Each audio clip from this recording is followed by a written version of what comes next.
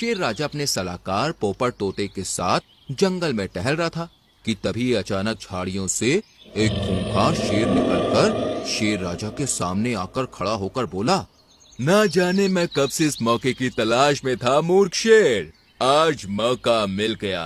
अब मैं तुझे मारकर इस सारे जंगल पर कब्जा कर लूंगा और जंगल के सारे प्राणियों को खा जाऊंगा। शेर राजा क्रोधित होकर खूंखार शेर से बोला, तुझे क्या लगता है कि तू मुझे ऐसे ही हरा देगा?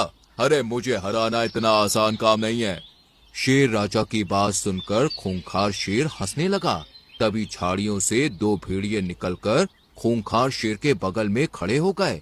खूंखार शेर शेर राजा से बोला, मैं यहाँ पर तुझसे अकेले मुकाबला करने नहीं आया हूँ, क्योंकि मैं तेरी तरह मूर्ख नहीं हूँ।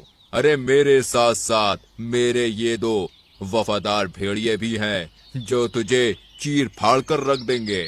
शेर राजा तुरंत पोपट तोते से बोला, पोपट जल्दी से जाकर मेरे दोस्तों को खबर दो, उनसे कहो कि उनके राजा की जान खतरे में है। पोपट उस खूंखार शेर को बुरी तरह से देखकर डर गया। वो डरते हुए शेर राजा से बोला, नहीं महाराज, मैं ऐसा नहीं कर सकता। अगर आप युद्ध में हार गए तो ये खूंखार मुझे मार डालेगा। खूंखार शेर तोते से बोला, तू तो बहुत ही समझदार है तोते, मुझे यहाँ से जाने दो। नहीं, तुझे भी अपने महाराज के साथ मरना होगा, क्योंकि तू इस शेर राजा का सलाहकार है।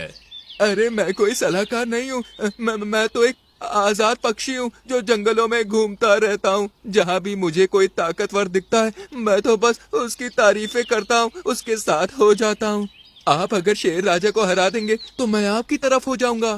तूने मुझे क्या इस शेर राजा की तरह मूर्ख समझा है जो मैं तेरे जैसे चापलूस और मतलबी तोते को अपना सलाहकार बनाऊंगा? अपनी जान बचाकर यहाँ से भाग जा, नहीं तो बेमौत मारा जाएगा। पोपट तोता तुरंत अपनी जान बचाकर वहाँ से उड़नछू हो गया। खूंखार शेर शेर राजा के ऊपर हमला करने ही वाला था कि तभी काला कौवा वहाँ पर पहुँचा। काले कौवे ने बड़ी ही फुर्ती से खूंखार शेर की आंख के ऊपर हमला कर दिया और पेड़ पे जाकर बैठ गया।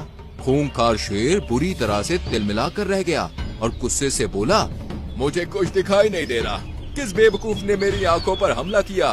तुम दोनों खड़े क्यों हो? उसे पकड़कर मेरे सामने लाओ। दोनों भेड़िए आसपास देखने लगे।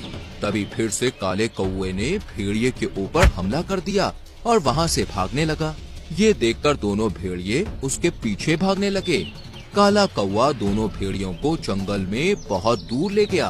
वहीं दूसरी ओर मौका देखकर शेर राजा ने खूंखार शेर पर हमला कर दिया।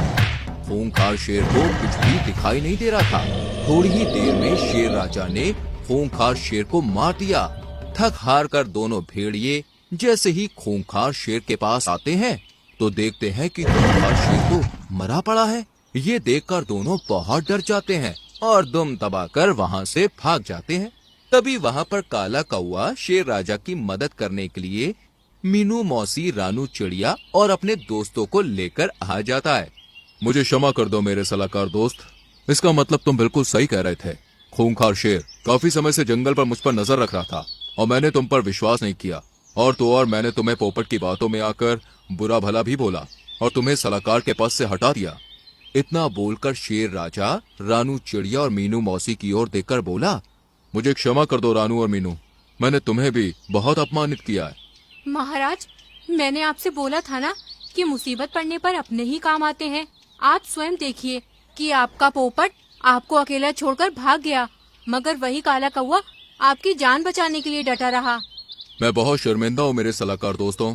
मैं तुम्हारे पद पर तुम्हें दोबारा बैठाता हूँ और अपने जंगल में किसी भी विदेशी पक्षी या जानवर के आने की रोक लगाता हूँ। उस दिन के बाद से वो सब हंसी खुशी रहने लगे और इस तरह से काला कौवा जंगल का हीरो बन गया। तो दोस्तों, कैसी लगी आपको हमारी ये कहानी? अच्छी लगी तो लाइक और शेयर करके चैनल को सब्सक्राइब करें और बेल आइकॉन प्रेस करें। मिलते हैं अगली कहानी में, तब तक के लिए बाय बाय।